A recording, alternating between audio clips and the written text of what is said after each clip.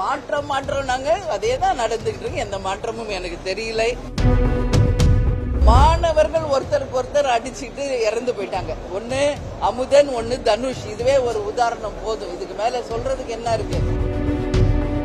அதே மாதிரி பாலியல் வன்கொடுமை இன்னைக்கு தமிழ்நாடு முழுக்க கிருஷ்ணகிரி, திண்டுக்கல் போன்ற பல்வேறு இடங்களில் நான் ரொம்ப லாங் பேக் போல ஜஸ்ட் இந்த 1 வீக் 4 நாள் நாங்க சட்டசபைக்கு வராத இந்த 4 நாள்ல நடந்த விஷயத்தை தான் சொல்றேன்.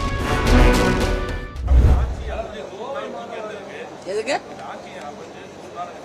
ஆமாங்க, 100 நாள் கலந்துருக்குது, அவ்வளவுதான். வேற என்ன பாக்கணும்? ஒண்ணும் இல்லையே. மாற்றம் நாங்க அதே தான் நடந்துகிட்டு இருக்கு. எந்த மாற்றமும் எனக்கு தெரியல.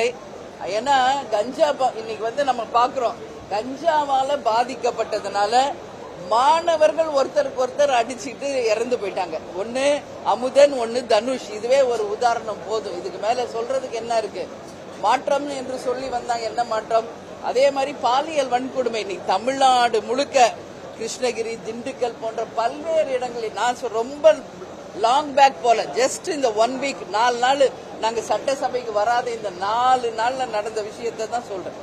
அத்தனை பாலியல் வன்கொடுமைகள் தமிழ்நாடு முழுக்க நடந்திருக்கு. கொலைகள் மட்டும் 10க்கும் மேற்பட்ட கொலைகள் நடந்திருக்கு. இதுக்கு காரணம் கஞ்சா மற்றும் போதை. கலாச்சார சீரழிவு. இளைஞர்கள் தான் ஓட்டு போட்டு இந்த ஆட்சியை கொண்டு வந்திருக்காங்க. ஆனா இளைஞர்களின் எதிர்காலம் இன்னைக்கு கேள்விக்குறியாக இருக்கிறது என்பது உண்மை. இதையெல்லாம் இந்த அரசு கவனத்துல கொண்டு நிச்சயம் இரும்புகரம் கொண்டு அடக்கணும். நேத்து பாருங்க, எண்ணூர்ல அந்த ரசாயன கழிவுகள்லாம் தண்ணியில கலந்ததுனால டன்னு கணக்கா மீன் இறந்து போகுது. அப்ப அந்த என்ன ஒரு உதாரணமா இதை நம்ம எடுத்துக்கிறது.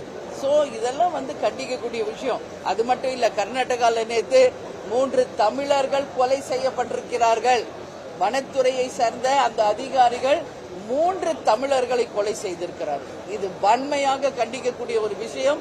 அது மட்டும் கிடையாது, அந்த 3 தமிழர்களை கொலை செய்தவர்களுக்கு உச்சபட்ச தண்டனையை கர்நாடக அரசு தரணும்.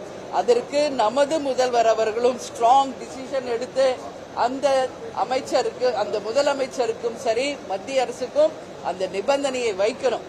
ஏன்னா அவங்க ஃபேமிலி சொல்றாங்க, மாடு காணாம போச்சு, நாங்க தேட தான் போனோம். அப்படி இருக்கிறப்ப எப்படி சுட்டு கொல்றாங்க என்பது கேட்கிறாங்க. அப்போ அந்த குடும்பத்திற்கு என்ன இருக்கு? சோ இதெல்லாமே வன்மையாக கண்டிக்கக்கூடிய விஷயம். அதனால 100 நாள் என்ன பாத்தீங்கன்னு கேட்டீங்க, இதை தான் பார்த்திருக்கோம். வேற ஒன்னும் பெருசா பார்க்கல.